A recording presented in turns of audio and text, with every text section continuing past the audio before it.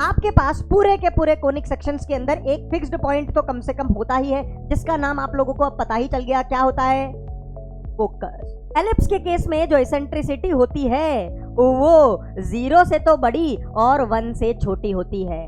वो कॉर्ड जो कि फोकस से पास करे और परपेंडिकुलर टू एक्सिस हो, उसे हम लेटस रेक्टम बोलते थे एलिप्स के अंदर। अब यहाँ पे दो एक्सिस है, तो किस एक्सिस को प्रायोरिटी देंगे? मेजर एक्सिस को। अगर ये दोनों परपेंडिकुलर हैं तो इनका प्रोडक्ट ऑफ स्लोप कितना आएगा? सर इनका प्रोडक्ट ऑफ स्लोप जो है वो -1 के बराबर आ जाएगा। हेलो बच्चों, क्या हालचाल, कैसे हैं सारे के सारे बच्चे? मैं हूं आपका अपना अरविंद सुथार।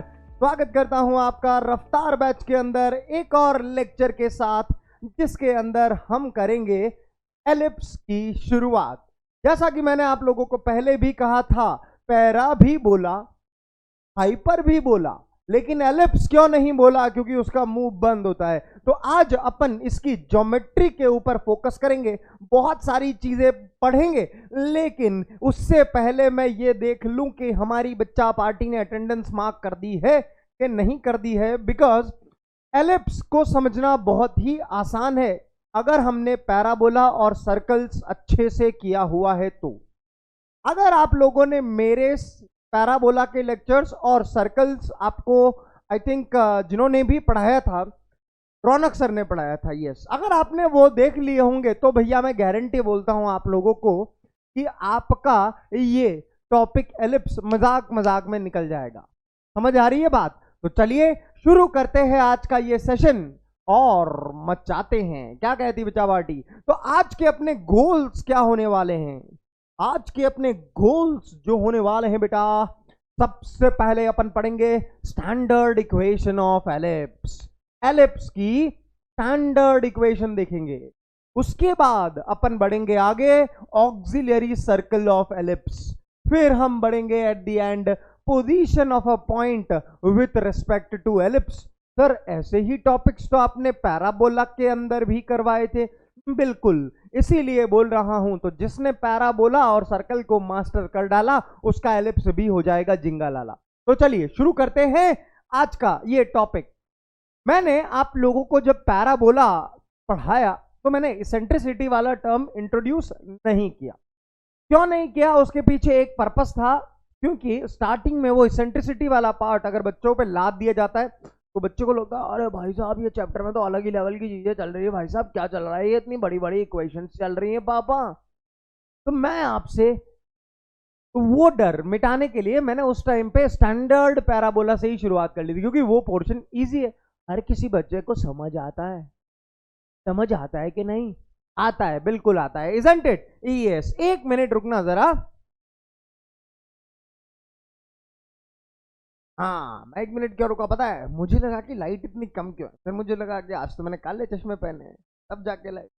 तो बताओ, नहीं है, थोड़ी सी आंखों में दर्द है, रोशनी थोड़ी सी ज्यादा है यहाँ पर, तो थोड़ा सा टेम्परेरी जुगाड़ ऐसा कर लिए। जब तक चश्मा बनवा के आएंगे तब तक टाइम लगेगा। अब क्लास तो रुक नहीं सकती भैया, रफ्तार बैच का नाम ही रफ्तार है, तो क्लास रोकेंगे नहीं। चलिए जी शुरू करते हैं कॉन्सेप्ट ऑफ एसेंट्रिसिटी, जो कि कोनिक सेक्शंस के अंदर आता है। देखिए होता क्या है, आपके पास पूरे के पूरे कोनिक सेक्शंस के अंदर एक फिक्स्ड पॉइंट तो कम से कम होता ही है, जिसका नाम आप लोगों को अब पता ही चल गया, क्या होता है? फोकस। दूसरी चीज, एक फिक्स्ड लाइन तो होती ही है, जिसका नाम क्या होता है? डायरेक्ट्रिक्स। पैराबोला ऐसा दिखता है, हम लोगों ने देखा। एलिप्स ऐसा दिखता है, मैंने आप लोगों को पहले भी बताया। और हाइपरबोला ऐसा दिखता है। अब जरा यहां पे समझना कि अगर आपने एलिप्स के पैराबोला के ऊपर कोई भी जनरल पॉइंट ले लिया, कोई भी पॉइंट ले लिया और उसकी फोकस से डिस्टेंस निकाली, तो कितनी आएगी ये डिस्टेंस? डिस्टेंस फॉर्मूला लगा के निकाल लेंगे सर। फोकस के कोऑर्डिनेट्स फिक्स्ड पॉइंट है तो होंगे ही अपने पास। Any point of the parabola we have taken x, y, और ये PS या कहूं SP का डिस्टेंस अपन डिस्टेंस फॉर्मूला से लिख सकते हैं, राइट? तो मैंने कहा हाँ जी सर, ये PS डिस्टेंस अपन लिख सकते हैं। फिर वो जो पॉइंट पैराबोला के ऊपर है, अगर आपने वहां से डायरेक्ट्रिक्स के ऊपर एक परपेंडिकुलर डाल दिया PM, तो ये परपेंडिकुलर का लेंथ लिख सकते हैं क्या? सर स्ट्रेट लाइंस के अंदर एक चीज पढ़ के आए थे, किसी पॉइंट की किसी लाइन से परपेंडिकुलर डिस्टेंस कैसे निकालते हैं? Mod of ax1 plus by1 plus c upon under root a square plus b square. याद आ रहा है फॉर्मूला? तो pm भी निकाल सकते हैं सर। और मजे की बात क्या है पता है? मजे की बात यह है कि पैराबोला हो, एलिप्स हो या हाइपरबोला हो, कोई भी हो, sp अपॉन pm, ये जो चीज है sp अपॉन pm, यानी कि फोकस की पैराबोला से डिस्टेंस और उस पॉइंट की डायरेक्ट्रिक्स से डिस्टेंस का रेशो, ये हर कोनिक सेक्शन के लिए कांस्टेंट होता है। भले ही वो पैराबोला हो, इसके लिए भी sp अपॉन pm कांस्टेंट होगा। भले ही वो एलिप्स हो, सिमिलरली एलिप्स के अंदर भी एक हमारा फोकस होगा, डायरेक्ट्रिक्स होगी, ये distance upon this is always constant. Hyperbola में भी ऐसा ही, फोकस देखो, फोकस हमेशा मुंह के अंदर बनता है। मैंने आप लोगों को एक चीज बताई थी, मुंह के अंदर फोकस, इसका तो मुंह ही ऐसा है तो यहां पे फोकस, इसका मुंह ऐसा है तो मुंह के अंदर फोकस। तो sp अपॉन pm यहां पर भी कांस्टेंट होता है तीनों के लिए। और इसी कांस्टेंट को हम एक नाम देते हैं जिसे हम साधारण भाषा में इसेंट्रिसिटी E बोलते हैं। अब ये इसेंट्रिसिटी जो होती है वो पैराबोला के लिए, तो इसेंट्रिसिटी जो होती है वो हमेशा 1 होती है। यानी कहने का मतलब है पैराबोला में sp अपॉन pm का रेशियो हमेशा 1 आता है। तो क्या मैं ये बोल सकता हूं कि ये sp और ये pm ये हमेशा बराबर आता है? एब्सोल्युटली। किसी भी पैराबोला के लिए अगर मैंने कोई पॉइंट पैराबोला के ऊपर ले लिया कोई भी, और फोकस से डिस्टेंस निकाली डिस्टेंस फॉर्मूला लगा के, तो ये distance will be equal to ये वाला distance. This will happen for every point on the parabola, because यहां पर पैराबोला के केस में इसेंट्रिसिटी या कहूं E का वैल्यू 1 होता है। एलिप्स के केस में जो इसेंट्रिसिटी होती है वो 0 से तो बड़ी और 1 से छोटी होती है। It is some constant, because E मैंने कांस्टेंट बोला है। तो इसेंट्रिसिटी फॉर एन एलिप्स जो है वो 0 से 1 के बीच में कुछ भी हो सकती है कांस्टेंट नंबर, जैसे 1/√2। यस, एलिप्स के लिए इसेंट्रिसिटी 1/√2 हो सकती है, बिकॉज 1/√2 लाइज बिटवीन 0 to 1। 1/√3 भी हो सकती है, 1/2 भी हो सकती है। All these numbers are lying between 0 to 1। तो एलिप्स के लिए इसेंट्रिसिटी कुछ भी हो सकती है 0 से 1 के बीच में। पहली बात तो ये, तो समझिएगा जरा इसका फंडा क्या है। अब sp upon pm, sp upon pm constant तो होना चाहिए, और वो कांस्टेंट एलिप्स के लिए क्या होना चाहिए? 0 से 1 के बीच में। इस एलिप्स के लिए ऐसा हो सकता है कि sp अपॉन pm का वैल्यू 1/2 है। किसी एलिप्स के लिए ये हो सकता है sp अपॉन pm का वैल्यू 1/√2 के बराबर है। किसी एलिप्स के लिए हो सकता है sp अपॉन pm जो है वो 1/3 के बराबर है। बस ये sp अपॉन pm का रेशियो जो है वो 0 से 1 के बीच में होता है। किसके लिए? एलिप्स के लिए, हमेशा। सिमिलरली डायरेक्ट्रिक्स में आते हैं, सॉरी हाइपरबोला में आते हैं। हाइपरबोला के अंदर ये जो इसेंट्रिसिटी E रेशियो है ये 1 से बड़ा होता है। 1 से बड़ा कुछ भी हो सकता है, 2, 3, 4, 3.5 कुछ भी। अगर sp अपॉन pm का रेशियो 1 से बड़ा आ रहा होता है तो हाइपरबोला बनता है। आप इन चीजों को याद कर लेंगे, आपका काम बन जाएगा। सर मैं थोड़ा सा कंफ्यूज हो जाता हूं, तो कोई बात नहीं, ट्रिक दे देता हूं। हाइपरबोला, हाई, इसमें हाई आ रहा है, हाई यानी ज्यादा। तो देखिए इसेंट्रिसिटी सबसे ज्यादा जो इन तीनों केसेस में पॉसिबल है वो पैराबोला के लिए तो इजी थी, 1 होनी चाहिए, सिंपल सी बात है। और एलिप्स के लिए अब याद हो जाएगा बड़े कंफर्टेबल। समझ में आ गई इतनी बात? किसी को कोई प्रॉब्लम याद करने के अंदर या किसी तरीके की कोई समस्या? बहुत सारे बच्चे कंफ्यूज करते हैं PS अपॉन PM बराबर इसेंट्रिसिटी होता है, लेकिन वो कंफ्यूज ऐसे कर जाते हैं कि PM अपॉन PS भी तो सर इसेंट्रिसिटी हो सकता है। नो, PM अपॉन PS अगर आपने इस चीज का रेसिप्रोकल कर दिया है तो वो 1/E हो जाएगा। हमने ऊपर PS अपॉन नीचे PM को E बोला है इसेंट्रिसिटी, उसकी डेफिनेशन ही ऐसी है। समझ में आ रही है? PS अपॉन PM का वैल्यू इसेंट्रिसिटी के बराबर होता है, जहां पे S तो फोकस होता है, आप लोगों को पता ही है। और P पॉइंट से अगर मैं परपेंडिकुलर गिला दूंगा, हाँ गिला दूंगा, डायरेक्ट्रिक्स के ऊपर गिला दूंगा, डायरेक्ट्रिक्स के ऊपर गिला दूंगा तो वो PM हो जाएगा। समझ में आ गई बात? तो PS अपॉन PM बराबर इसेंट्रिसिटी पैराबोला के लिए इसेंट्रिसिटी 1, एलिप्स के लिए 0 से 1 के बीच में, और हाइपरबोला के लिए 1 से बड़ी। रॉबर्ट, चलते हैं आगे, फॉलो मी। अब देखिए, जिस तरीके से हम लोगों ने स्टैंडर्ड पैराबोलास पढ़े थे, कितने स्टैंडर्ड पैराबोलास थे बच्चों? 4। Y square is equal to 4ax, y square is equal to -4ax, x square is equal to 4ay और x square is equal to -4ay। सही बात है एवरीवन, कोई आपत्ति होनी नहीं चाहिए। तो मैंने कहा उसी तरीके से एलिप्स के अंदर भी स्टैंडर्ड एलिप्सेस होते हैं अलग अलग। कौन कौन से? 2 होते हैं। और मजे की बात क्या है पता है? मजे की बात यह है, एक ऐसा दिखता है और एक ऐसा दिखता है, पहली बात तो ये। और दोनों की इक्वेशन सेम होती है। दोनों की जो इक्वेशन होती है ना बेटा, वो सेम होती है। दोनों की इक्वेशन सेम होती है, मतलब एलिप्स ऐसा बनेगा तो भी इक्वेशन यही रहेगी, और एलिप्स अगर ऐसा बनेगा तो भी इक्वेशन यही बनेगी। समझ में आ रही है बात आप लोगों को? अच्छा, मैं इसके एग्जाम्पल देता हूं आप लोगों को थोड़े से। अगर मैं इसके एग्जाम्पल देता हूं, थोड़ी देर में समझ में आ जाएगा। कुर्सी की पेटी बांध के रखनी है, आप जानते ही हो, क्योंकि अरविंद सर की क्लास में किसी को समझ में ना आए कि हो नहीं सकता। चलिए, तो x square upon 9 plus y square upon 4 is equal to 1। ये इक्वेशन इसके जैसी दिख रही है क्या? हाँ सर, ए स्क्वायर के जगह पे 9 लिखा हुआ है, बी स्क्वायर के जगह पे 4 लिखा हुआ है, तो इक्वेशन एग्जैक्टली मैच कर रही है, तो ये एक एलिप्स होगा। बिल्कुल। तो ये वाला एलिप्स ऐसा दिखाई देगा। अब बहुत सारे बच्चे सोच रहे सर ये वाला ऐसा ही क्यों दिखाई देगा, ऐसा क्यों नहीं दिखाई देगा? वो आगे पढ़ेंगे। आगे बढ़ते हैं। अगर मैं बात करता हूं इस एलिप्स के एग्जाम्पल की, तो इस एलिप्स के एग्जाम्पल में एक खास बात है, क्या देखना जरा। ये वाला जो एलिप्स होगा ना, ये वाला, वो ऐसा दिखाई देगा। देखो, ए स्क्वायर के जगह पे 4 लिखा हुआ है, पी स्क्वायर के जगह पे 9 लिखा हुआ है, तो ये ऐसी ही फॉर्म बन रही है, तो इसका ग्राफ जो है वो ऐसा बनेगा। अब you will be like sir ऐसा क्यों हो रहा है? देखिए, आपके एलिप्स की इक्वेशन सेम है, भले ये वाला एलिप्स हो भले ये वाला एलिप्स हो, इक्वेशन ऐसी दिखती है भैया। लेकिन ऐसा एलिप्स कब बनता है? जब ए का वैल्यू बी से बड़ा होता है।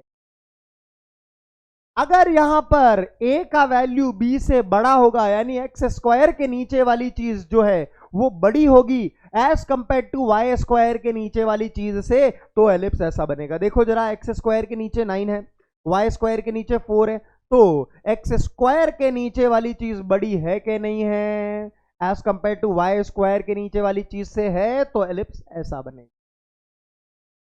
दूसरी बात, यहां पे आते, यहां पे देखिए, ये कब बनता है? जब भी b का वैल्यू a से बड़ा होता है, यानी वाई स्क्वायर के नीचे वाली चीज अगर बड़ी हो as compare to x square के नीचे वाली चीज से, तो एलिप्स ऐसा बनता है। अब ऐसा बनने का मतलब क्या है? देखो, ये कहां लेटा हुआ है, ये कहां ज्यादा फैला हुआ है भाई? ये फैला हुआ है एक्स एक्सिस के ऊपर, तो मैं इसको बोलता हूं flattened more on to X axis, मतलब एक्स एक्सिस के ऊपर ज्यादा फैला हुआ है, वाई एक्सिस पे कम है देखो, और एक्स एक्सिस पे तो भैया मतलब टांगे चौड़ी करके लेट गया बिल्कुल। नहीं, इसके बारे में बात करते हैं। This is flattened more on which axis?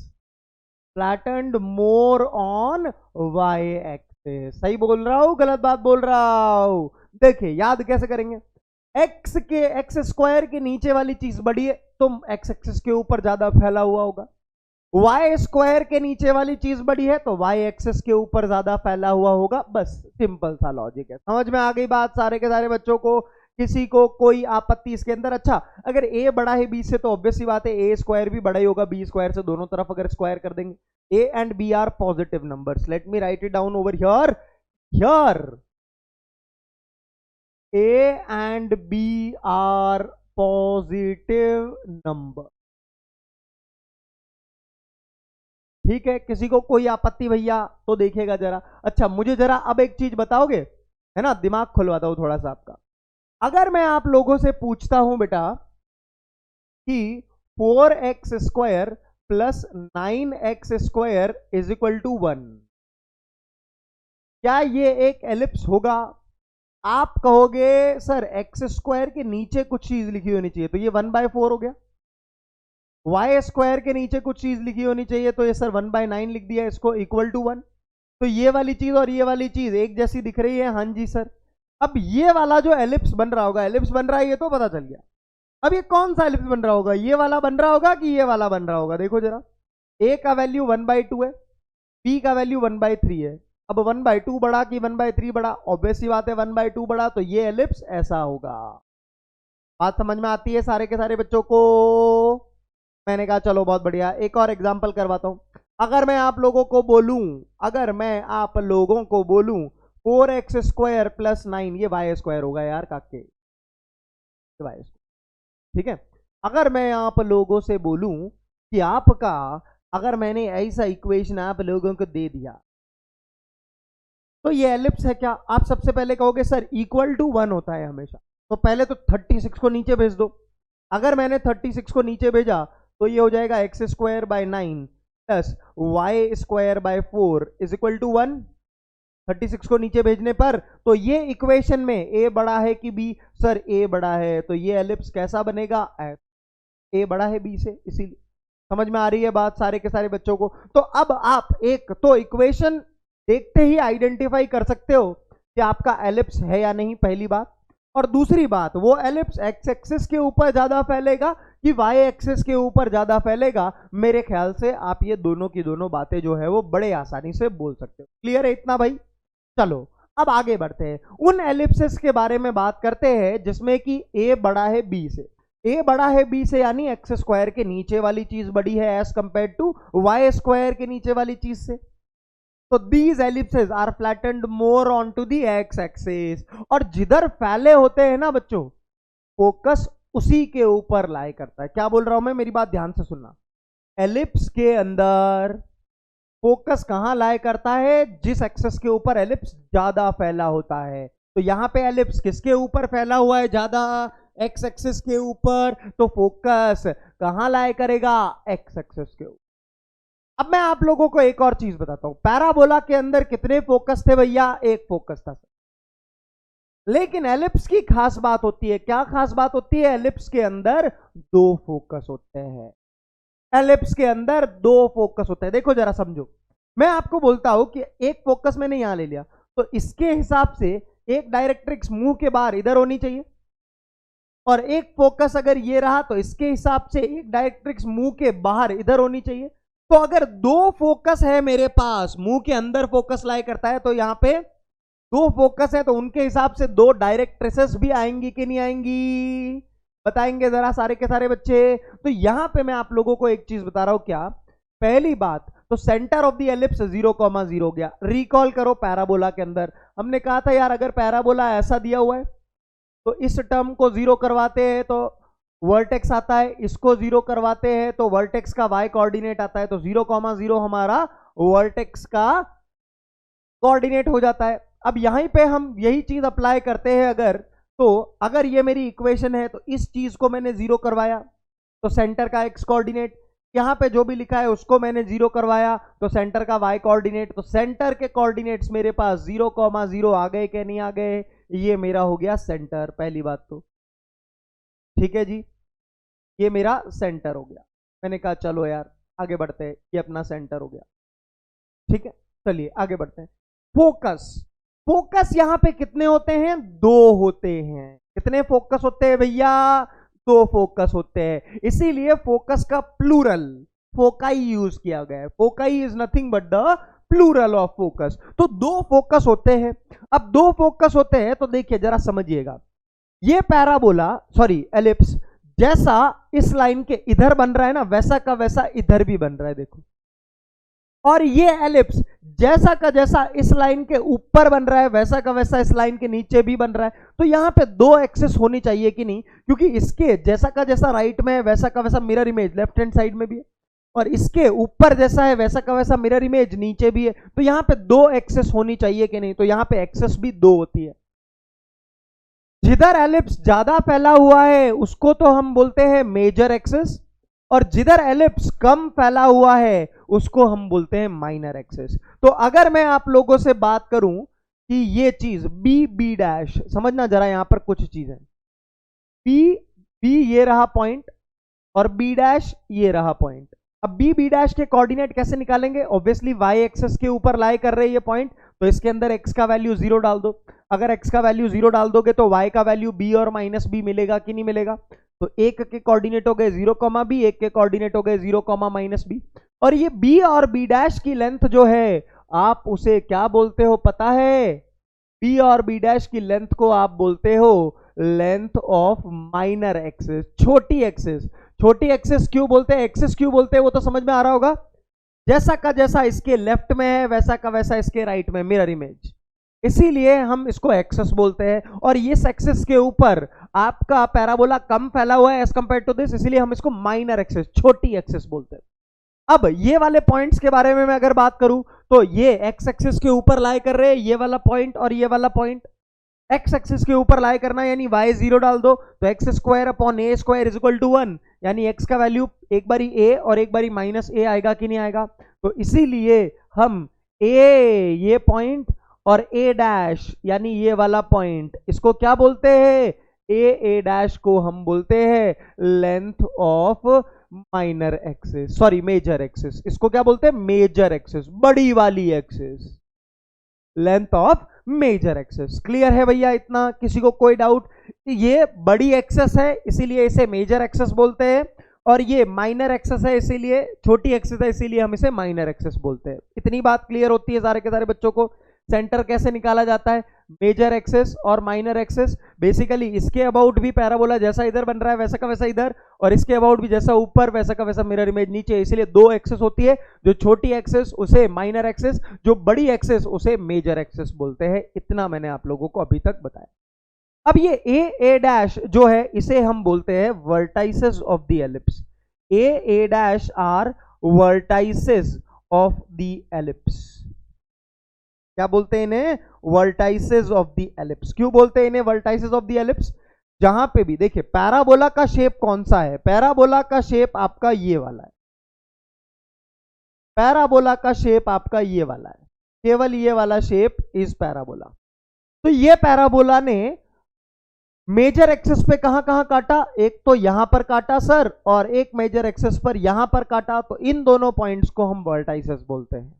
क्या बोल रहा हूं? मेजर एक्सिस पर आपका एलिप्स जहां जहां काटे उसे हम वर्टाइसेस बोलते हैं। तो ए और ए डैश मेरे वर्टाइसेस होंगे कि नहीं होंगे बच्चों?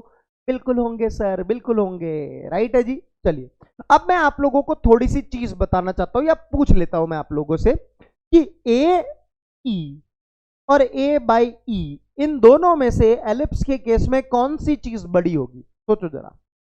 ए ई और ए बाई ई में से एलिप्स के लिए कौन सी चीज बड़ी होगी? आप लोग जानते हो या दिमाग लगा सकते हो? आप थोड़ा सा दिमाग लगाओ यहां पे। सर एसेंट्रिसिटी यानी कि ई एलिप्स के लिए जो होता है वो 1 से छोटा होता है। तो ए के अंदर अगर आपने 1 से छोटा नंबर मल्टीप्लाई कर दिया और वही नंबर आपने डिवाइड कर दिया, तो नंबर कौन सा बड़ा आता है? ए बाई ई बड़ा आता है कि नहीं आता है? पहले तो मुझे ये बताओ, ए ई और ए बाई ई में से बड़ा कौन सा आता है? ए बाई ई आता है बड़ा। For an ellipse eccentricity is less than 1, assuming that, yes और नो? एलिप्स के लिए एसेंट्रिसिटी 1 से छोटी होती है, तो ए ई और ए बाई ई में से बड़ा कौन सा आएगा? ए बाई ई आएगा। आप ई इज इक्वल टू 1/2 लेके ट्राई कर लो एक बार, ये आ जाएगा a/2, ये आ जाएगा 2a। बड़ा कौन सा है? अगर एसेंट्रिसिटी 0 से 1 के बीच में लेट से आपने 1/2 ले ली, तो a बाई भी ई बड़ा आ रहा है ना? यस, चलो सर a बाई ई बड़ा आ रहा है। तो देखिए ये चीज बड़ी काम की है, ए ई और ए बाई ई। फोकस के कोऑर्डिनेट्स होते हैं ए ई, 0, एक्स एक्सिस के ऊपर फोकस लाई करेगा, बिकॉज फोकस हमेशा कहां लाई करता है? जिधर एलिप्स ज्यादा फैला होता है, या कहूं जिधर मेजर एक्सिस होती है। तो एक्स एक्सिस के ऊपर आपका फोकस होगा कि नहीं होगा? हाँ जी सर। तो वाई कोऑर्डिनेट तो 0 होना चाहिए और एक्स कोऑर्डिनेट उसका होता है ए ई। सिमिलरली डायरेक्ट्रिक्स जो होगी वो मेजर एक्सिस के परपेंडिकुलर होती है। ये मेरी दो डायरेक्ट्रिसेस की इक्वेशन है, रेड रेड वाली। तो ये डायरेक्ट्रिक्स की इक्वेशन हो गई x equal to A by ई, और ये डायरेक्ट्रिक्स की इक्वेशन हो गई x equal to minus A by E. अब जरा यहां पे गौर करना, फोकस पहले आ रहा है यानी ये डिस्टेंस ए ई है, और डायरेक्ट्रिक्स बाद में आ रही है, यानी ये वाली डिस्टेंस a बाई ई है, और आपको तो पता है a बाई ई जो है वो बड़ा होना चाहिए एज कंपेयर टू ए ई। तो देखिए आप लोगों को फील भी आ रहा होगी कि डायरेक्ट्रिक्स बाद में आनी चाहिए फॉर एन एलिप्स। सही बात बोल रहा हो, गलत बात बोल रहा हो? अच्छा, अगर आपने ये एक फोकस और एक डायरेक्ट्रिक्स याद कर ली तो दूसरा उस तरफ ऐसा ही हो रहा होगा, यानी दोनों के आगे माइनस साइन आ जाएंगे, बस और कुछ नहीं। Minus a e comma zero, ये आपका दूसरा फोकस, और ये रही आपकी दूसरी directrix minus A by E. That's it. इतनी चीज आप लोगों को क्लियर होती है कि नहीं होती है सारे के सारे बच्चे? कोई दिक्कत इसके अंदर? फोकस हमेशा कहां लाए करेगा? मेजर एक्सेस के ऊपर, यानी जिधर एलिप्स ज्यादा फैला होगा, यहाँ पे एक्स एक्सेस पे हो गया, उसके coordinates a e comma zero और minus a e comma zero. Directrices दो, x equal to A by e, x equal to minus A by e. हमको पता है एलिप्स के लिए एसेंट्रिसिटी 1 से छोटी होती है, तो ए बाई ई और ए ई में से ए बाई ई बड़ा होगा। ये भी फील कर लिया हम लोगों ने, क्लियर है जी? अच्छा, अब देखिए एसेंट्रिसिटी ए और बी के बीच में ये रिलेशन होता है। एसेंट्रिसिटी यानी ई, ए और बी, ए और बी क्या है वो तो अपने को पता ही है, उनके बीच में ये रिलेशन होता है। अच्छा, यहां पे भी ऑब्जर्व करिए, P square upon a square positive number होगा कि नहीं होगा? जी सर बिल्कुल होगा। पॉजिटिव नंबर आपने 1 में से सब्ट्रैक्ट किया है तो ये नंबर 1 से छोटा आएगा कि नहीं आएगा? जी सर बिल्कुल आएगा। और इसेंट्रिसिटी का स्क्वायर 1 से छोटा है तो ई भी 1 से छोटा आएगा कि नहीं आएगा? फील करो। और एलिप्स के लिए इसेंट्रिसिटी 1 से छोटा होता है, राइट है? फील कर पा रहे सारे के सारे बच्चे? तो यहां पर ए बड़ा है कि बी? सर यहां पर ए बड़ा है, तो क्या मैं इसी चीज को ऐसा बोल सकता हूं कि इसेंट्रिसिटी का square is equal to 1 minus out of a and b में से जो भी छोटा है, छोटे का स्क्वायर अपॉन बड़े का स्क्वायर। ए और बी में से छोटा बड़ा हम ए और बी में से ही डिसाइड कर रहे हैं।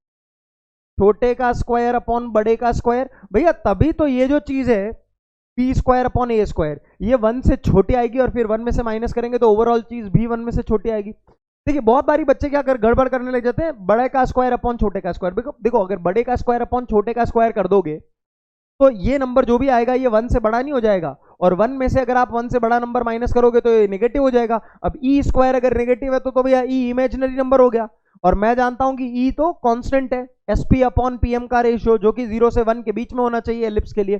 तो यहां से भी आप ऐसे याद रख सकते हो, इसेंट्रिसिटी का square is equal to 1 minus छोटे का स्क्वायर अपॉन बड़े का स्क्वायर। छोटा बड़ा यानी ए और बी में से डिसाइड करना।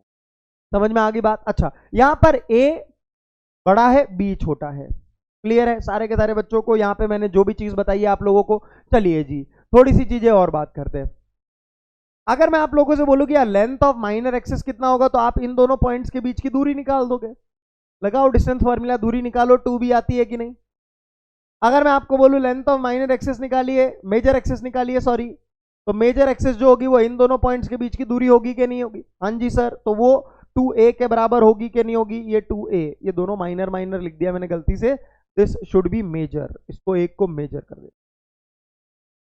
सर कैप्टन एक्सेस नहीं होती क्या, केवल मेजर एक्सेस होती है? केवल मेजर एक्सेस ही होती है, ठीक है? क्लियर? किसी को कोई डाउट किसी प्रकार का? तो यहां पे मैं मेजर एक्सेस की इक्वेशन अगर पूछूं तो वो एक्स एक्सेस होगी, और माइनर एक्सेस की इक्वेशन पूछूं तो वो वाई एक्सेस हो गई, राइट है जी एवरीवन? ये सारे के सारे टर्मिनोलॉजीज आप लोगों को क्लियर है? बहुत ही बढ़िया। आगे बात करते हैं लेटस रेक्टम की। अगर दो फोकस है तो लेटस रेक्टम भी दो होनी चाहिए। वो कॉर्ड जो कि फोकस से पास करे और परपेंडिकुलर टू एक्सेस हो उसे हम लेटस रेक्टम बोलते थे एलिप्स के अंदर। अब यहां पे दो एक्सेस है तो किस एक्सेस को प्रायोरिटी देंगे? मेजर एक्सेस को। तो मेजर एक्सेस के परपेंडिकुलर कॉर्ड जो होगी उसे हम लेटस रेक्टम बोलेंगे। तो एक तो लेटस रेक्टम ये वाली होगी और एक लेटस रेक्टम ये वाली हो गई। मेजर एक्सेस ये रही, उसके परपेंडिकुलर और फोकस से पास होती हुई कॉर्ड, हाँ या ना? तो यहां पे कितनी लेटस रेक्टम होती है बच्चों? 2 लेटस रेक्टम होती। समझ में आ गई बात आप लोगों को? किसी को कोई डाउट? अच्छा, ये जो एंड पॉइंट्स होते हैं इनके भी मैं कोऑर्डिनेट्स आप लोगों को बता देता हूं। यहां पर ये तो वर्टिकल लाइन है तो एक्स तो कांस्टेंट ही रहना है, तो ए ई तो आना ही है। ये होता है बी स्क्वायर बाई ए और ये होता है माइनस बी स्क्वायर बाई ए। देखिए कैसे निकालते हैं ये। अगर आपको ये इक्वेशन दी हुई है तो x के जगह पे आप डाल दीजिए ए ई, x के जगह पे अगर आप डाल देंगे ए ई तो ये आ जाएगा a square e square upon a square plus y square upon b square is equal to 1। ये और ये उड़ गया तो ये आ गया y square is equal to b square times 1 minus e square, हाँ या ना। और मैं आप लोगों को एक चीज बता के आया था कि यहां पर क्या होता है, इसेंट्रिसिटी का square is equal to 1 minus छोटे का स्क्वायर अपॉन बड़े का स्क्वायर। तो ये जो चीज आ रही है आपकी b square by a square को इधर ले आइए लेफ्ट में और ई स्क्वायर को राइट हैंड साइड में ले आइए। तो यही चीज आपकी b square upon a square बन गई। तो यहां पे पुट कर दीजिए b square upon a square. तो ये वाई स्क्वायर का वैल्यू कितना आ गया, बी की पावर 4 अपॉन ए स्क्वायर। और यहां से अगर आप वाई की वैल्यू निकालोगे तो एक बारी आ जाएगी बी स्क्वायर बाई ए और एक बारी आ जाएगी माइनस बी स्क्वायर बाई ए, हाँ या ना। तो आपके and points of the latus rectum मेरे ख्याल से हो गए। सिमिलरली आप x equal to minus a ई भी जब डालोगे तो y का वैल्यू तो सेम आएगा।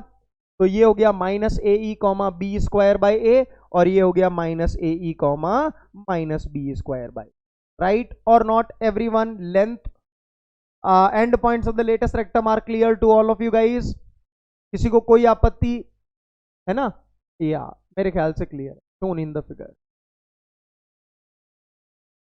अगर मैं आप लोगों से बोलूं कि लेटेस्ट रेक्टम का लेंथ निकाल लो काके, तो लेटेस्ट रेक्टम का लेंथ डिस्टेंस फॉर्मूला लगा लो, 2b स्क्वायर बाई ए होगा कि नहीं होगा? देखो जरा, इस पॉइंट के बीच में और इस पॉइंट के बीच में डिस्टेंस फॉर्मूला लगा लो, 2b स्क्वायर बाई ए होगा कि नहीं होगा?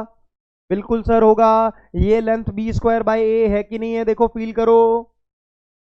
और ये लेंथ भी, क्योंकि जैसा ऊपर बन रहा है वैसा का वैसा नीचे, तो ये भी बी स्क्वायर बाई ए होगा, तो ओवरऑल 2b स्क्वायर बाई ए होना ही है। ऐसे भी देख सकते थे आप। क्लियर? किसी को कोई आपत्ति इस पोर्शन के अंदर तो पूछना बेटा। मुझे लगता है आप लोगों को ये चीज क्लियर हो गई होगी। तो चलिए कुछ क्वेश्चंस करते हैं। ये पहली बात तो एलिप्स की इक्वेशन है क्या नहीं है? हाँ जी sir, x square by a square plus y square by b square is equal to 1 जैसा दिखाई दे रहा है, तो एलिप्स है। अच्छा, ए का वैल्यू कितना हो गया? पॉजिटिव ही होता है हमेशा सर, 3 हो गया। बी का वैल्यू कितना हो गया सर? 2 हो गया। ए बड़ा है बी से, तो एलिप्स किधर फैलेगा? एक्स एक्सिस के ऊपर फैलेगा कि वाई एक्सिस के ऊपर फैलेगा? सर एक्स एक्सिस के ऊपर फैलेगा। तो मैंने कहा यार ये अपना एलिप्स हो गया। अगर ये अपना एलिप्स हो गया तो जिधर फैलता है फोकस उस एक्सिस के ऊपर लाए करते हैं, तो एक फोकस ये हो गया, एक फोकस ये हो गया। फोकस ऐसे है तो डायरेक्ट्रिक्स एक ऐसी हो गई और एक डायरेक्ट्रिक्स ऐसी होगी। यहां पर सेंटर के कोऑर्डिनेट्स तो क्या करते हैं, इस चीज को 0 करवाया, इस चीज को 0 करवाया, सेंटर के कोऑर्डिनेट्स आ जाते हैं 0,0।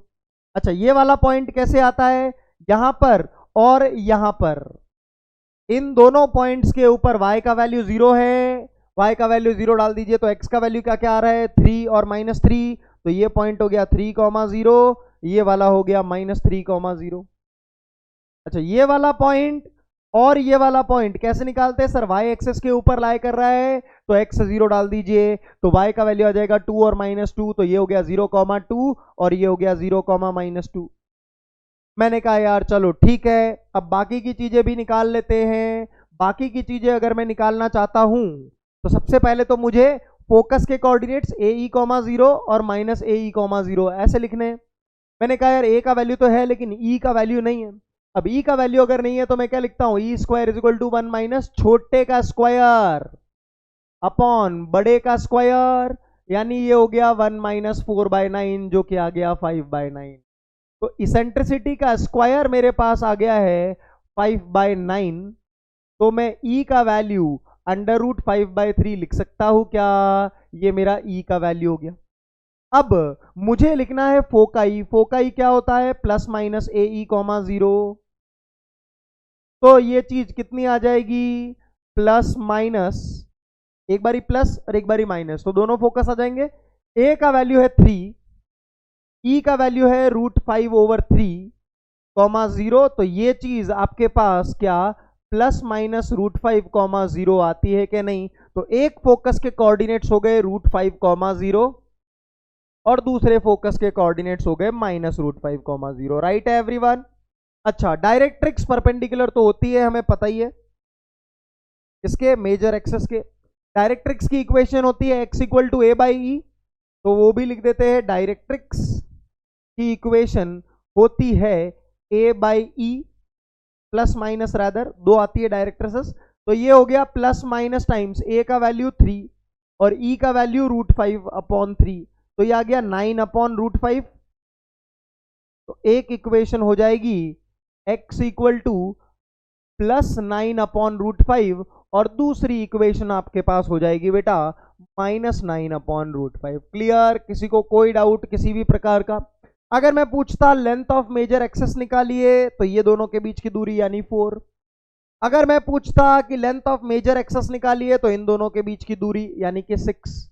लिख सकते थे कि नहीं लिख सकते थे सारे के सारे बच्चे? क्लियर है? किसी को किसी प्रकार की कोई भी आपत्ति होनी नहीं चाहिए। आगे बढ़ते हैं। फॉर द फॉलोइंग एलिप्स, मतलब आपको एक एलिप्स दिया हुआ है, find the lengths of major and minor axes, okay, coordinates of foci, vertices and the eccentricity. अच्छा, यहां पर वर्टाइसेस क्या होंगे? 3,0 और -3,0। जहां पे भी एलिप्स मेजर एक्सेस को काटता है वो मेरे वर्टाइसेस होते हैं, ठीक है। चलिए, एंड द एसेंट्रिसिटी निकालिए। अच्छा, सबसे पहली बात तो ये एलिप्स की इक्वेशन दी हुई है हमें, तो मेरे को पता है कि इधर मैं इक्वल टू 1 बनाता हूं, तो मैं 400 को नीचे भेज दूंगा। अगर मैं 400 को नीचे भेज दूंगा तो मेरा इक्वेशन ऐसा कुछ दिखाई देगा।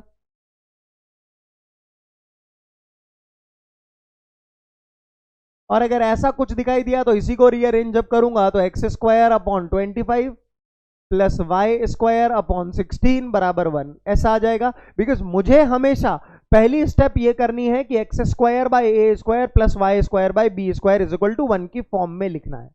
जैसे ही लिख दिया तो मुझे पता चला a का वैल्यू 5, b का वैल्यू 4, तो a is greater than b, हाँ या ना? a is greater than b, तो the ellipse will be flattened more onto the x axis और मेरे फोकाई वहीं पर लाए करेंगे। सेंटर तो हमें साफ दिखाई दे रहा है, इस चीज को 0 करवाइए, इस चीज को 0 करवाइए, तो 0,0 मेरा सेंटर हो गया। मैंने कहा चलो आगे बढ़ते हैं। फोकस के कोऑर्डिनेट्स क्या होंगे? उसके लिए हमें इसेंट्रिसिटी निकालनी जरूरी है, तो मैंने कहा यार इसेंट्रिसिटी का square is equal to 1 minus छोटे का स्क्वायर अपॉन बड़े का स्क्वायर, तो ये आ गया e² is equal to 1 minus 16/25, बोले तो e² का वैल्यू आपका आ रहा है 9/25, तो e का value, e is a positive constant, तो वो आ गया 3/5। तो इसेंट्रिसिटी का वैल्यू अगर 3/5 आ गया है आपका, तो फोकाई के कोऑर्डिनेट्स क्या हो जाएंगे बच्चों? फोकाई के coordinates sir plus minus AE, 0 होते हैं, तो a का वैल्यू मेरे पास 5 है, तो ये जो चीज है e का वैल्यू मेरे पास 3/5 है, तो ये प्लस माइनस 3,0 आ गए। तो मैंने कहा यार अगर आ गए तो यहां पर लिख देते हैं फोकाई के कोऑर्डिनेट्स, ये हो गया 3,0, ये हो गया -3,0। मैंने कहा चलो बहुत बढ़िया, आगे बढ़ते हैं। डायरेक्ट्रिक्स की अगर इक्वेशन लिखना चाहता हूं, डायरेक्ट्रिक्स, तो डायरेक्ट्रिक्स होती है x equal to a by e plus minus, तो ये अगर लिखूंगा तो कितना आ जाएगा? 25/3। तो डायरेक्ट्रिसेस भी ड्रॉ कर देता हूं आप लोगों के लिए।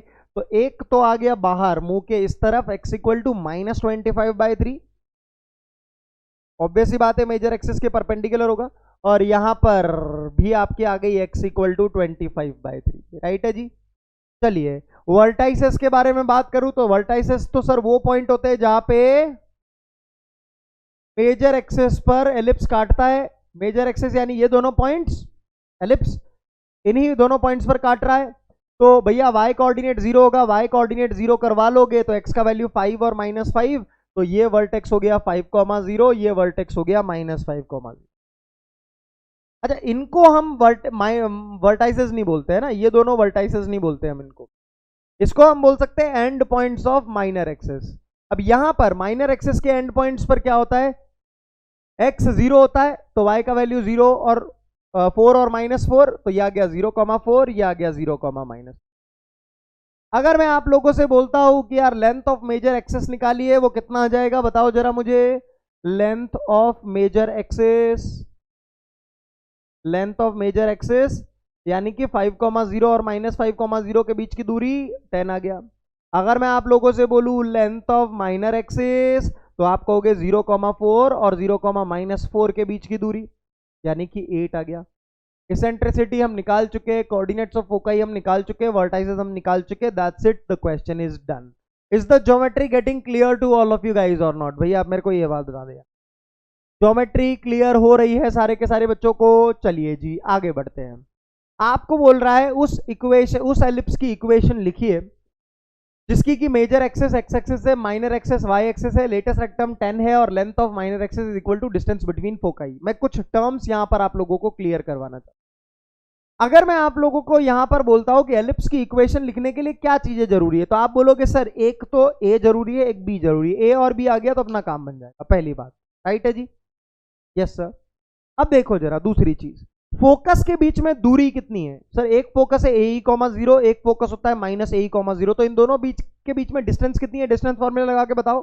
Sir 2AE is the distance between these two foci, right है सारे के सारे बच्चे? तो इन चीजों का अब हम प्रॉब्लम के अंदर यूज कर सकते हैं, तो देखिएगा जरा। और उस एलिप्स के अंदर लेटेस्ट रेक्टम का लेंथ कितना बताया था मैंने? यहां पर लेटेस्ट रेक्टम का लेंथ कितना बताया था? 2b²/a। तो अगर आपको ये चीजें याद है तो you can use them in the problem solving and you will be able to solve such kind of questions as well. तो मैंने कहा यार ठीक है, देखते हैं। मेजर एक्सिस एक्स एक्सिस है, यानी मेरा major axis is x axis, तो मेरा ellipse will be flattened more on to the x axis, तो फोकाई इसी के ऊपर लाई करेंगे, पहली बात। Minor axis is y axis, मैंने कहा चलो ठीक है। लेटेस्ट रेक्टम का लेंथ मुझे 10 यूनिट्स दिया हुआ है, यानी 2b²/a का वैल्यू मुझे 10 दिया हुआ है, ये मेरी पहली इक्वेशन हो गई। Length of the minor axis is equal to, minor axis का लेंथ कितना होता है? 2b, वो मुझे किसके इक्वल दिया हुआ है? Distance between foci. Distance between foci क्या होता है? 2AE, ये मेरी दूसरी इक्वेशन हो गई। और एक relation between E and AB मेरे पास होता ही है, 1 - छोटे का स्क्वायर अपॉन बड़े का स्क्वायर। तो इन तीन चीजों को यूज करके क्या अपन तीन चीजें A, E और B निकाल सकते हैं क्या? This is always true. ये दोनों क्वेश्चन के अंदर दिए हुए हैं, तो तीन इक्वेशंस, तीन वेरिएबल्स A, E और B निकाल सकते हैं क्या? अगर निकाल लेंगे तो आपको नहीं लगता है कि आपका क्वेश्चन सॉल्व हो जाएगा सारे के सारे बच्चे? तीन इक्वेशंस को सॉल्व करने चलते हैं। तो भैया यहां पर अगर मैंने सबसे पहले देखा तो B से B उड़ जाएगा, सॉरी 2 से 2 उड़ जाएगा, तो B का जो वैल्यू है वो क्या आ जाएगा? B का वैल्यू A इंटू E आ जाएगा। अगर मैं ये वाला वैल्यू यहां पर पुट कर देता हूं तो मेरे पास क्या आ जाएगा? सर ये आ जाएगा E² is equal to 1 - A² E² upon A²। A² से A² उड़ गया तो ये आ रहा है 2E² इज इक्वल टू 1। तो E का वैल्यू जो आएगा वो 1/√2 आ जाएगा, क्योंकि E का वैल्यू -1/√2 नहीं हो सकता, इसीलिए। ये चीज क्लियर है? अब E आपके पास आ चुका, E आपके पास आ चुका, आपको A और B अगर निकाल लिया आपने तो आपके पास एलिप्स की इक्वेशन आ जाएगी, इतना तो हम जानते ही हैं। तो अब हमने कहा यार अब मैंने ये चीज जो है वो आ गई है मेरे पास, तो अब मुझे A और B निकालना। निकालेंगे जरा सारे के सारे बच्चे, कैसे निकालें? कैसे निकालें देखो जरा, बहुत ही आसान है, कुछ भी नहीं है इसके अंदर, है ना? अब तो कुछ भी खास बचा ही नहीं है। देखिए यहां पर अगर आप ये इसेंट्रिसिटी फिर से पुट कर देते हो तो ये B² अपॉन A² का वैल्यू कितना आ जाएगा? अगर आप ये चीज यहां पे पुट कर देते हो अगेन, तो यहाँ पे ये चीज यहां पे पुट कर देते हो तो B² अपॉन A² का वैल्यू आपका आ जाएगा कितना? 1/2। तो B² का वैल्यू आपका हो जाएगा कितना? A²/2। और ये वैल्यू अब आप यहां पे पुट कर दो, देखो जरा, ये वैल्यू अब आप यहां पे पुट कर दो जरा, तो आपके पास जो है वो क्या आ जाएगा? B² के जगह पे आप लिख सकते हो A²/2, और ये A तो आ ही रहा है, is equal to 10।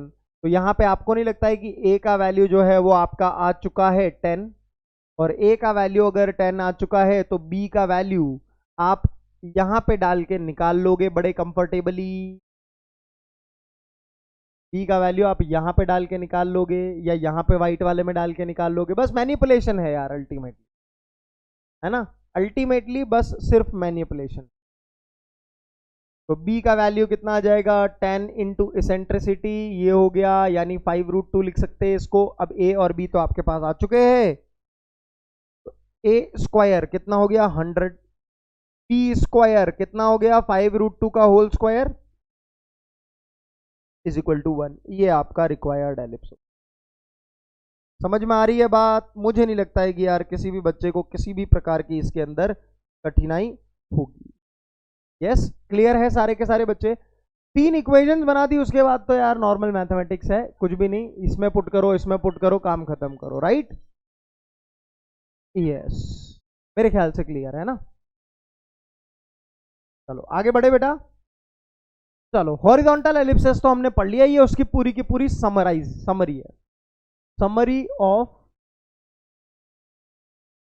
ellipse flattened on the more on the x axis। ये क्लियर है? देख लीजिएगा पूरी की पूरी समरी, मैंने एक ही उसके ऊपर हर चीज जो है वो ड्रॉ कर दी है, बस आपको नोट्स के अंदर ये चीज बना लेनी। ठीक है, आगे बढ़ते हैं। वो स्टैंडर्ड एलिप्स के बारे में बात करते हैं जिसमें कि b बड़ा होता है a से। अगर b बड़ा है यानी y स्क्वायर के नीचे वाली चीज बड़ी है as compare to x square के नीचे वाली चीज से, तो ellipse will be flattened more on to the y axis. अब जिधर ज्यादा फैला हुआ होता है एलिप्स, फोकस उसी के ऊपर लाए करते हैं। तो यहां पर आपके 2 फोकस जो है वो एक तो हो गया ये वाला और एक हो गया ये वाला। अगर फोकस ऐसे लाए कर रहे हैं तो डायरेक्ट्रिक्स एक तो यहां लाए करती है और एक डायरेक्ट्रिक्स यहां लाए करती है। इतनी चीज क्लियर है आप लोगों को? ये डायरेक्ट्रिक्स जो भी होगी इसमें y is equal to constant आएगा, ये डायरेक्ट्रिक्स जो भी होगी इसमें भी y is equal to constant आएगा, बिकॉज हॉरिजॉन्टल लाइन है। इतनी बात समझ में आती है? सेंटर निकालने का फंडा तो सेम ही है, इस चीज को 0 करवाओ इस चीज को 0 करवाओ, समझ में आ जाएगा, सेंटर हो गया। फोकाई के कोऑर्डिनेट्स देखिएगा। Now the focus is lying on the y axis, हाँ या ना? तो y एक्सिस के ऊपर x कोऑर्डिनेट तो 0 होता है, तो ये 0 कॉमा और ये 0 कॉमा।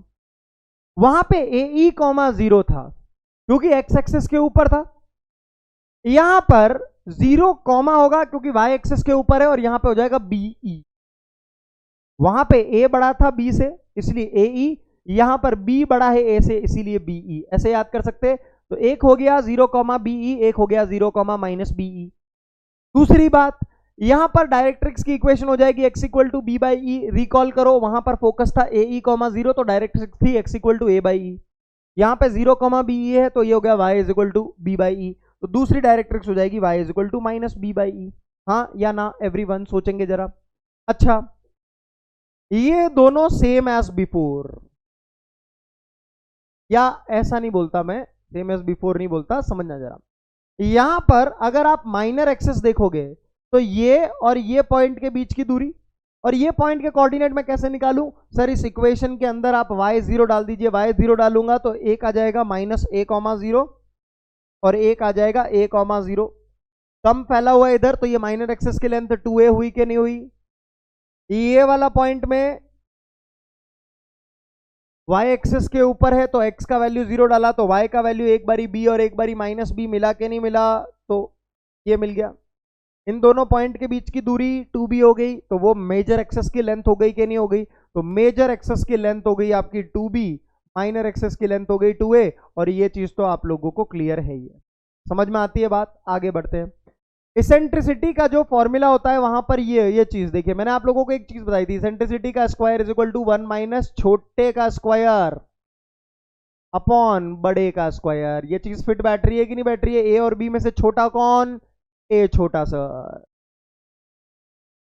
यस, ठीक है जी सर, ये चीज भी हो गई। अच्छा, अब मुझे end points of latus rectum अगर लिखने हैं तो वो कैसे लिखूंगा जरा देखना। आप यहां पे नोटिस करो बेटा, क्या नोटिस करो? देखो जरा, लेटस रेक्टम ऐसी होगी मेजर एक्सिस के परपेंडिकुलर, मेजर एक्सिस ये रही उसके परपेंडिकुलर, तो ये y एक्स, ये x एक्सिस के पैरेलल हो गई। x एक्सिस के पैरेलल कोई भी लाइन में y तो कांस्टेंट ही रहता है, तो यहां पर y कोऑर्डिनेट तो BE और यहां पर भी y कोऑर्डिनेट BE हो जाएगा। x कोऑर्डिनेट के बारे में देखना है मुझे। अब x कोऑर्डिनेट कैसे निकालें? These 2 points are lying on the equation of parabola, sorry ellipse, तो वो एलिप्स की इक्वेशन को सेटिस्फाई करेंगे। y के जगह पे डाल दीजिए BE और फंडे यूज करिएगा, तो ये तो आ जाएगा minus a square by b और ये आ जाएगा a स्क्वायर बाई बी। तो यहां पर लेंथ ऑफ लेटस रेक्टम कितनी आ जाती है? 2a स्क्वायर बाई बी आ जाती है। वहां पे क्या आई थी? 2b square by a, 2b square by a, वो याद कर लो। और सोचो कि ए की जगह बी डालने पर इसका आ जाता है। वहां पे आई थी 2b² a, यहां पे आती है 2a²b। याद रहेगी ये चीज। और and points of the latus rectum तो मैं वहीं पे ड्रॉ कर देता हूं आप लोगों के लिए, तो आपका काम बन जाएगा। ये वाला हो गया a²/b कॉमा माइनस बीई, और ये वाला लेटेस्ट रेक्टम के कोऑर्डिनेट्स हो गए -a²/b comma minus. That's it, बस ये चीज है और कुछ भी नहीं। देखिए कंफ्यूजिंग क्या हो सकता है, वाई एक्सेस के ऊपर फोकाई लाई करेगा तो एक्स कोऑर्डिनेट 0 0 होंगे, वहां पे ए ई था, यहाँ पे बी ई हो गया वही चीज। वहां पे directrix x equal to a/e थी, यहाँ पे y is equal to b/e होगी। मेजर एक्सेस माइनर एक्सेस तो समझ में आ ही जाता है देखते ही। लेटेस्ट रेक्टम के बारे में बात करें तो 2a²/b उसकी लेंथ होती है, और अगर ये याद रह गया तो कोऑर्डिनेट्स भी बड़े आसानी से याद हो जाते हैं, a²/b माइनस a²/b, वो ज्योमेट्री के हिसाब से याद रह जाते हैं, राइट। ये डायग्राम भी आपका क्लियर होना चाहिए। तो चलिए कुछ क्वेश्चन करते हैं based on this as well. आपको बोला हुआ है कि ये एक इक्वेशन है एलिप्स की, तो पहले तो आप क्या करोगे यार, 6 को नीचे भेज दोगे, बिकॉज 1 बनाना होता है। आपने 1 बनाया तो ये ऐसा आ गया, इसी को आप लिख सकते हो x²/2 plus y²/3 is equal to 1।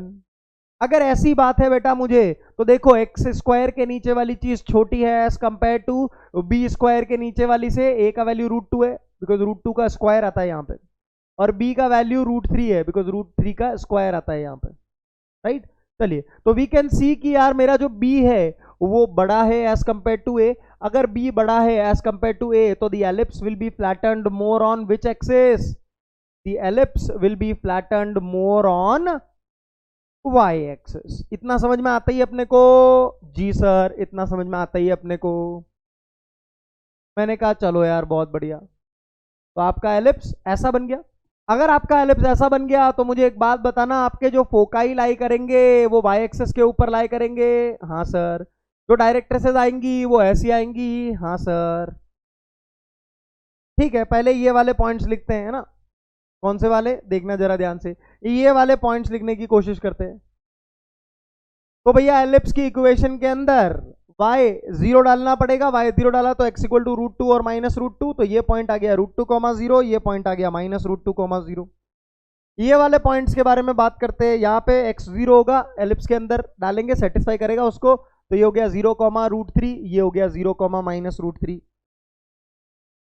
मैंने कहा फोकस के कोऑर्डिनेट 0, BE, सर इसेंट्रिसिटी चाहिए होगी, तो मैंने कहा इसेंट्रिसिटी का square is equal to 1 minus छोटे का स्क्वायर, छोटे का स्क्वायर यानी 2 अपॉन बड़े का स्क्वायर यानी 3, तो इसेंट्रिसिटी का स्क्वायर इज इक्वल टू 1/3। तो इसेंट्रिसिटी बराबर कितनी आ गई, 1/√3। तो B इंटू ई का वैल्यू अगर मैं निकालूं तो वो कितना आएगा, √3 इंटू 1/√3। यस, एक मिनट, है ना, 0, BE और 0, माइनस BE ऐसा आ रहा है। तो a इज इक्वल टू √2 हो गया, और ये जो है वो आपका √3 है ना। तो b इंटू ई का वैल्यू कितना आ गया, 1 आ गया। तो आपके जो फोकस के कोऑर्डिनेट्स है वो तो हो गए 0, 1 और 0, -1, बिकॉज वो होते हैं 0, BE और 0, माइनस BE, हो गई है। डायरेक्ट्रिक्स की इक्वेशन होती है x y is equal to b/e और माइनस b/e, तो ये हो गया ऐसा, ये हो गया ऐसा, तो ये आ रहा है √3। तो डायरेक्ट्रिक्स की इक्वेशन हो जाएगी y इज इक्वल टू √3 और y is equal to -√3, right और नॉट। मेजर एक्सेस की लेंथ आपकी हो जाएगी ये वाली 2√3, जो बड़ी है। मेजर एक्सेस की लेंथ आपकी हो जाएगी कितनी, 2√3, और माइनर एक्सेस की लेंथ आपकी कितनी हो जाएगी, माइनर एक्सेस की लेंथ कितनी हो जाएगी, 2√2। That's it. सारे के सारे टर्म्स आप लोगों को क्लियर है यहां पर? मुझे नहीं लगता है कि कोई भी कंफ्यूजन आपको इसके अंदर होना, राइट। आगे बढ़ते हैं। If the angle between straight lines joining foci and an end of minor axis of an ellipse is 90 degree. अब देखिए जरा यहाँ पे क्वेश्चन को रीड करके पता चल रहा है क्या कि वर्टिकल एलिप्स बनेगा कि हॉरिजॉन्टल एलिप्स बनेगा? नहीं सर, नहीं पता चल रहा क्वेश्चन को रीड करके। तो देखिए, फील करिए इसने कहीं बोला हुआ है कि ए बड़ा होगा बी से, या कुछ ऐसा बोला हुआ है कि मेजर एक्सिस का लेंथ बड़ा होगा, मतलब मेजर एक्सिस जो है वो एक्स एक्सिस के अलोंग होगा, ऐसा कुछ बताया है? नहीं बताया। तो आप कोई भी एक केस मान लो एक बारी। तो हमने थोड़ी देर के लिए अज्यूम कर लिया कि यार ऐसा है, अगर ellipse is flattened more on to the x axis, तो मेरे फोकस के कोऑर्डिनेट्स होते हैं क्या? ए E minus a e comma 0 और ए ई कॉमा 0। ये कोऑर्डिनेट्स होते हैं ए कॉमा 0 और माइनस ए कॉमा 0। ये वाले कोऑर्डिनेट्स होते हैं 0 कॉमा बी और 0 कॉमा माइनस बी। और डायरेक्ट्रिक्स होती है, क्या होती है? सॉरी, डायरेक्ट्रिक्स वहां कहां से होती है? डायरेक्ट्रिक्स आपकी यहां पे होती है x equal to A by ई और x equal to minus A by e. तो मैंने कहा यार ठीक है, देखते हैं जरा इसके बारे में।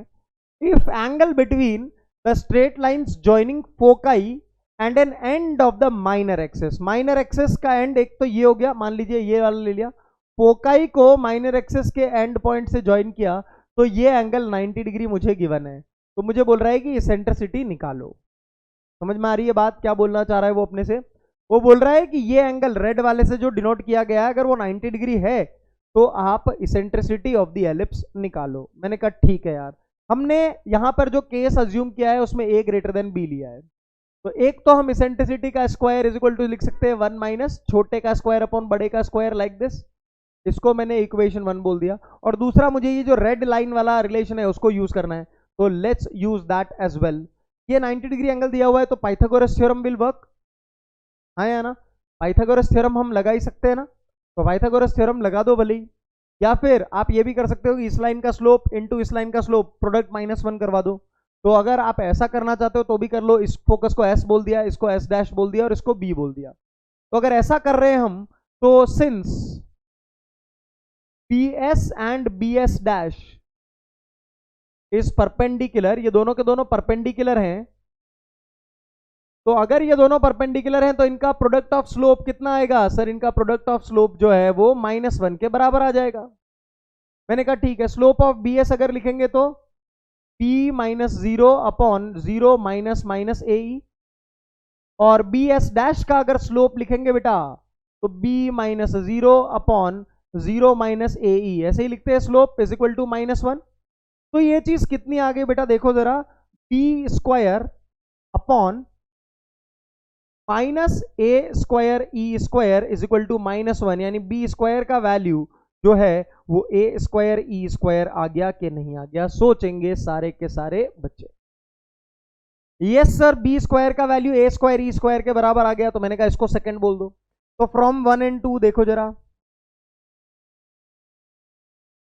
फ्रॉम 1 एंड 2 अगर आप देखोगे तो इसेंट्रिसिटी का square is equal to 1 minus b square upon a square. यहां से b square upon a square को क्या मैं ई स्क्वायर लिख सकता हूं? देखो जरा, from here b square upon a square का वैल्यू जो है वो मैं ई स्क्वायर लिख सकता हूं। ये मैंने पुट कर दिया 1 के अंदर, तो मेरे पास ये आ गया 2e square is equal to 1, यानी e का वैल्यू कितना आ गया? 1/√2 आ गया। तो don't you think that the eccentricity is 1/√2 and the question is done?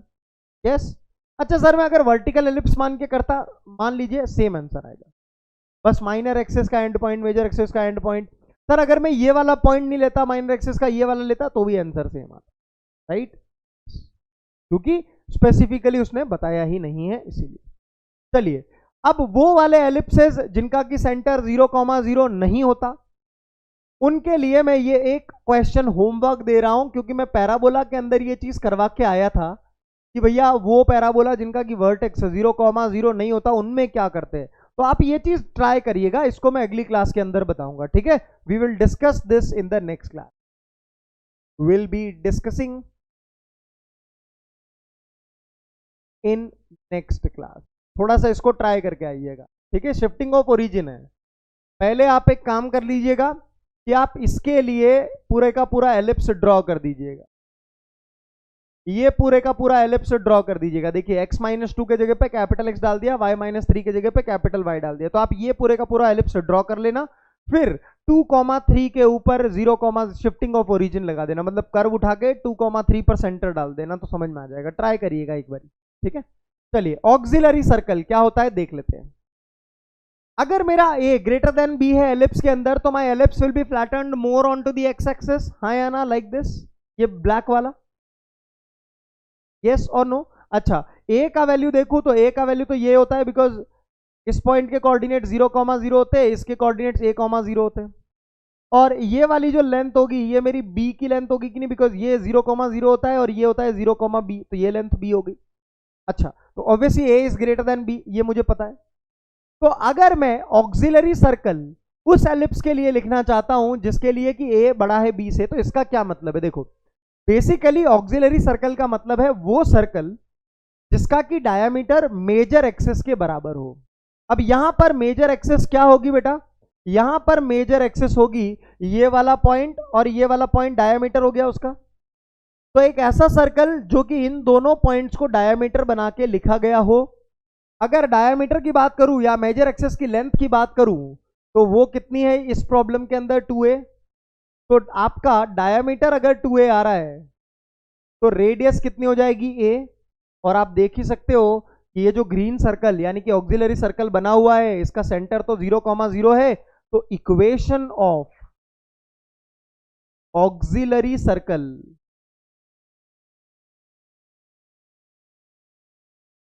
For ellipse x square by a square plus y square plus b square is equal to 1, having a greater than b is, कैसे लिखते हैं इस चीज को बताता हूं। Circle का centre तो 0,0 ही है, सिमेट्री के आधार पे बोल सकते हो, और रेडियस कितनी है, a है। तो x square plus y square is equal to a square, that's it, this is the thing. समझ में आई बात सारे के सारे बच्चों को किसी प्रकार का कोई डाउट मेरे ख्याल से नहीं होना चाहिए। अच्छा, तो इसका ऑक्सिलरी सर्कल निकाल लीजिए। अगर क्वेश्चन ऐसा है तो a बड़ा है b से, a का वैल्यू 4, b का वैल्यू 3, तो आई कैन डेफिनेटली सी कि a is greater than b। अगर a is greater than b है तो आप x square plus y square is equal to 4 square auxiliary circle लिख सकते हो, हाँ या ना बेटा, यस। चलो, b ग्रेटर देन अगर a है तो मेजर एक्सेस इस बारी y एक्सेस होगी, तो मेजर एक्सेस का लेंथ यानी कि 2b हो गया, तो डायमीटर 2b हो गया आपके सर्कल का। देखिए जरा, तो रेडियस कितनी हो जाएगी, रेडियस आपकी b हो जाएगी। तो यहां पर ऑक्सिलरी सर्कल कैसे लिखा जाएगा, यहां पर ऑक्सिलरी सर्कल लिखने के लिए आप क्या करोगे, x square plus y square is equal to b square, radius b हो जाएगी, दैट्स इट। समझ में आ रही है बात। तो एक एग्जांपल इसका भी कर लेते हैं। Find the auxiliary circle of the ellipse this. तो a का वैल्यू 3 है, b का वैल्यू 4 है, तो b is greater then a, साफ दिखाई दे रहा है। तो ऑक्सिलरी सर्कल की इक्वेशन अगर लिखनी है तो कैसे लिखते हैं भैया, x square plus y square is equal to b square, यानी कि ये। समझ में आ रही है बात सारे के सारे बच्चों को, देखेंगे जरा, yes. End points of major axis को डायमीटर मानना है बस। End points of major axis को डायमीटर मान के जो सर्कल ड्रॉ किया जाता है उसे हम बोलते हैं ऑक्सिलरी सर्कल। ये डेफिनेशन इजी है एवरीवन। चलिए जी, बहुत बढ़िया, आगे बढ़ते हैं। Position of a point with respect to ellipse. अब एलिप्स और पैराबोला और सर्कल के अंदर सेम चीज थी। देखिए, अगर point inside the ellipse lie कर रहा है, अगर point on the ellipse lie कर रहा है, अगर point outside the ellipse lie कर रहा है, अगर अंदर लाई कर रहा है तो S1 का वैल्यू नेगेटिव होगा। सेम चीज, अगर पॉइंट ऑन दी एलिप्स तो S1 का वैल्यू 0, अगर पॉइंट आउटसाइड दी एलिप्स तो S1 का वैल्यू पॉजिटिव। और बाय द वे S का वैल्यू कैसे निकालते हैं वो तो पता ही है। S का वैल्यू कैसे निकालते हैं, इस 1 को भी लेफ्ट हैंड साइड में लेके चले जाते हैं और इक्वल टू 0 को हटा देते हैं। तो this is how we write down S everyone. ये हो गया। और जो भी पॉइंट आपको दिया हुआ है वो अगर यहां डाल दोगे तो S1 का वैल्यू आ जाएगा, दैट्स इट, राइट। चलिए एक क्वेश्चन कर लेते हैं इसके ऊपर भी। Find the position of point P, Q and R with respect to this ellipse. मतलब ये जो पॉइंट्स आप लोगों को दिए गए हैं, S का वैल्यू लिखा मैंने सबसे पहले, सर S का वैल्यू ऐसा आ रहा है। मैंने कहा चलिए ठीक है, P पॉइंट पता करते हैं कि ये पॉइंट अंदर लाई कर रहा है, आउटसाइड या ऑन दी एलिप्स। तो मैंने कहा 1,1 को यहां पे डाल देते हैं। अगर 1,1 को यहां पे डाला तो ये चीज कितनी आ रही है बेटा? सर ये चीज नेगेटिव आ रही है। अगर ये चीज नेगेटिव आई तो P लाइज इनसाइड एलिप्स, हाँ या ना? ठीक है, मैंने कहा आगे बढ़ते हैं, एस क्यू निकालते हैं। एस क्यू अगर निकालेंगे तो ये आ जाएगा 25/9 प्लस 25/36 -1। तो ये वाला जो वैल्यू है ये क्या आ रहा है? ये वाला जो वैल्यू है सर ग्रेटर देन 0 आ रहा है। अगर एस पी का वैल्यू है, इनका वैल्यू ग्रेटर देन 0 आ रहा है तो पी लाइज, सेम चीज है, outside the circle, sorry outside the ellipse. और अगर मैं एस आर का वैल्यू निकालूंगा तो 3,0 को अगर मैं इस इक्वेशन में डाल देता हूं तो 9/9 प्लस 0/4 -1 बोले तो 0 आ रहा है।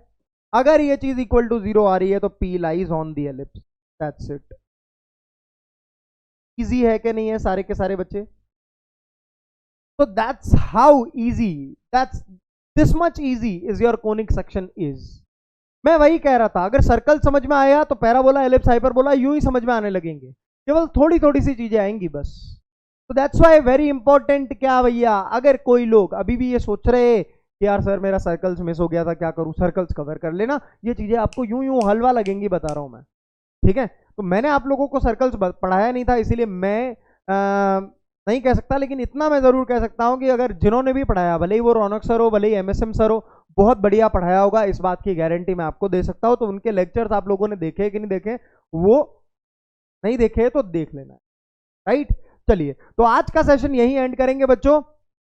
मेहनत करते रहिए, पढ़ते रहिए, चीजें बहुत ही आसान है, जेई कोई मुश्किल नहीं है। बहुत सारे बच्चों को जब मैं बोलता हूं कि जेई मुश्किल एग्जाम नहीं है तो वो बोलते हैं सर ठीक है माना मुश्किल नहीं है, लेकिन सर 10 लाख लोगों के लिए, सभी के लिए मुश्किल नहीं हुआ ना फिर तो। देखिए यार, गेम किसका है? कंसिस्टेंसी का गेम है ना? कंसिस्टेंसी का गेम है और कुछ भी नहीं। आपने अगर कंसिस्टेंटली मेहनत करना सीख लिया, मैं मान ही नहीं सकता कि आपका इस एग्जाम के अंदर अच्छी रैंक ना आए। कंसिस्टेंटली मेहनत करनी है बस।